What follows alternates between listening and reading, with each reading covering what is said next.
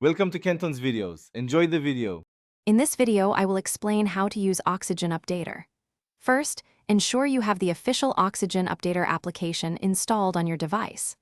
Once opened, you'll need to grant a few essential permissions for it to access system information. Next, carefully select your exact OnePlus device model from the provided list to ensure compatibility.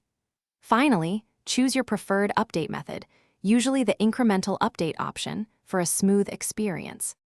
After initial setup, finding updates is straightforward. Simply tap on the Update tab located at the bottom of the screen. The application will then automatically scan for any new Oxygen OS versions available for your specific device. Take a moment to review the update details, such as the version number and file size, which can be several gigabytes. Always ensure your phone has at least 50% battery before proceeding. Once an update is found, tap the prominent Download button to start acquiring the new software package. This download can take anywhere from a few minutes to over an hour, depending on your internet speed and the update size. After the download finishes, select Install and carefully follow the prompts. Your device will then restart to seamlessly apply the new Oxygen OS version, ensuring a fresh and updated system.